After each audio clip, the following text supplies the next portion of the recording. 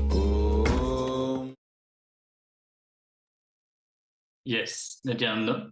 So if you decided to receive the initiation into the Shiva Diksha, the Samaya Diksha, you can sign up. We're going to send a link for the sign up here in the Zoom chat. Please fill out the details and then get ready for the initiation by drawing the mandala that we had shown earlier, as we are going to enter into the darshan preparations very soon, receiving the grace from the Supreme Pontiff of Hinduism and the initiation. Thank you all so much. Get ready, as we are now going to enter into the darshan preparations. Is studying the subtlest aspects, even more subtler than DNA, more subtler than atomic and the subatomic levels.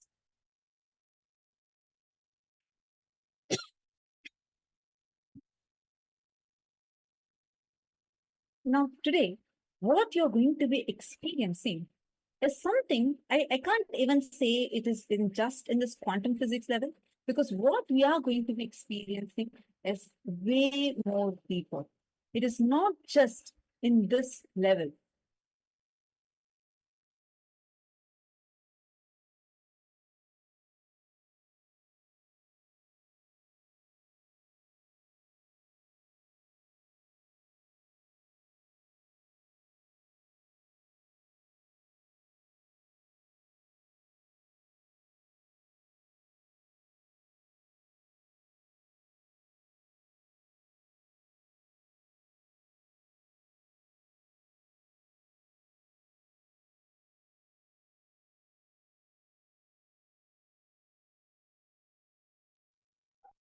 Sorry for the technical glitch. I hope all of you are able to see us and hear us clearly. Now, in this subatomic level, this field is called as quantum physics, and the whole science is where they study the movement of these subatomic particles, because the laws completely change over there. The way how things normally function.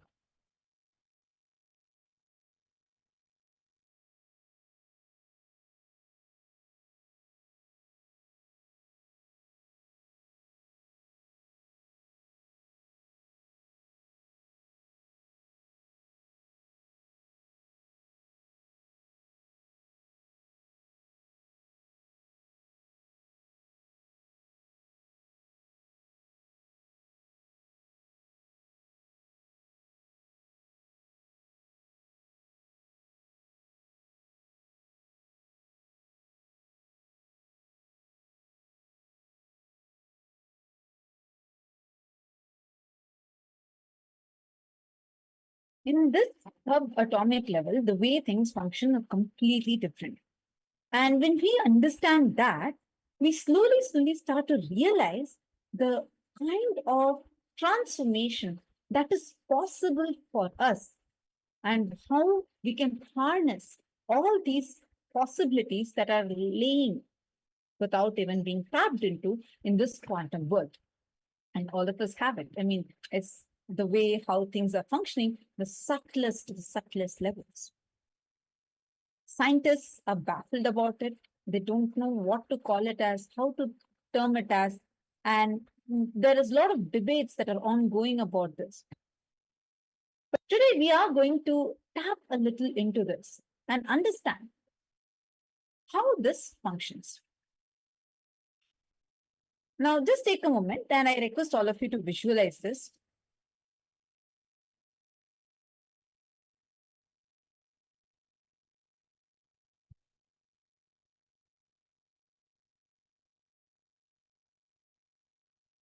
Visualize this, okay?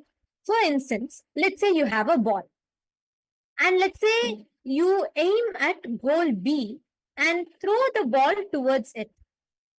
In our normal world, it can only hit goal B. But what if I had to hit goal A and goal B at the same time? So normal world, goal B is possible. But what if I said, at the same time, we want to hit the ball in goal A and goal B both? Is that possible? Is it possible to hit in both the goals at the same time?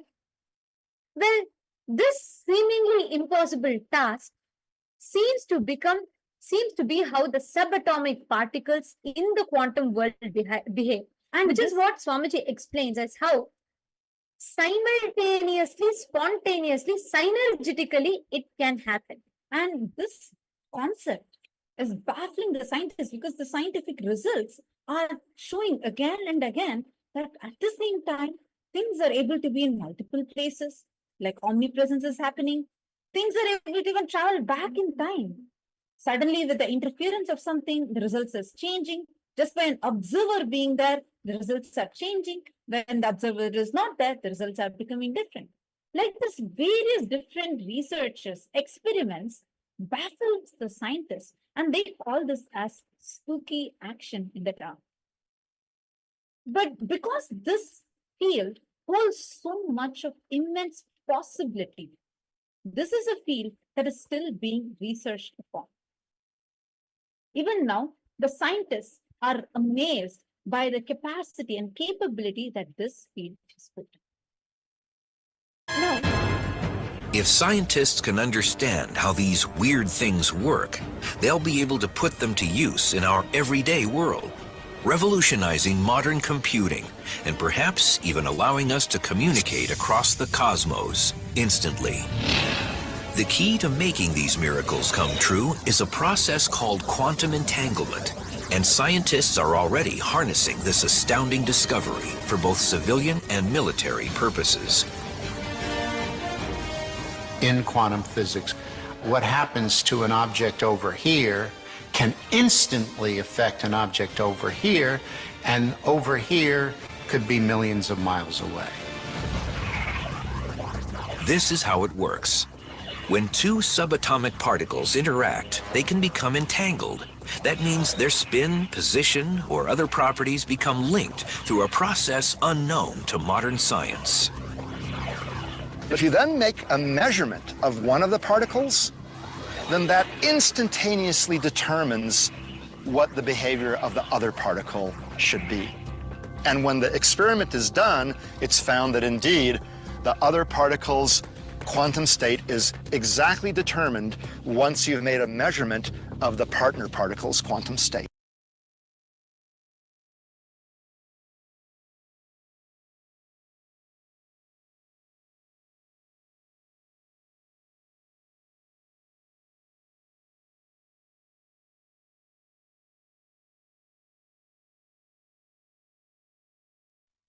Sounds pretty interesting and little bit like, wow, what is this concept even, right? Because this seems to break all our normal understanding of physics, normal understanding of how things work. Come on, today all of you, so many of you had a breakthrough in power of consciousness over matter. Even that breaks the fundamental laws of physics. But anyways, this science is far more deeper than what the scientists, the modern day scientists, have even analyzed. Now, just to understand this example, I'm going to take 2 coins. I request all of you to listen along. So let us say that I'm going to have, let's keep these 2 as atomic, subatomic particles. So let's say we entangle these 2 coins in such a manner that whenever there is a head on this one, there is always a tail on this one. So what quantum entanglement is stating is that if these 2 objects are away, the spin of these objects are in such a manner that if I just see that this is head, then there is a tail. It is only a tail on the other hand. Now, this phenomenon is so powerfully happening that it is not even waiting even a second or a fraction or a millisecond or whatever smallest unit of time we know. It is not even waiting for any time for an information to travel from this to this. Even let us say that this coin is in Andromeda galaxy and I'm having it here in planet Earth. When the state is in quantum entanglement, an immediate effect of this coin, let's say I change it from head to tail, immediately here it changes from tail to head. So this phenomenon is what is a rough analogy to understand quantum entanglement. But till now, the modern scientists have only been able to try scratching in just a very limited surface level of this. But us Hindus, our Hindu ancestors, rishis, enlightened masters and incarnations had mastered the science, not just studied about it, but had learned how to harness this to put to use to our day-to-day activities. Now think about it. Today we have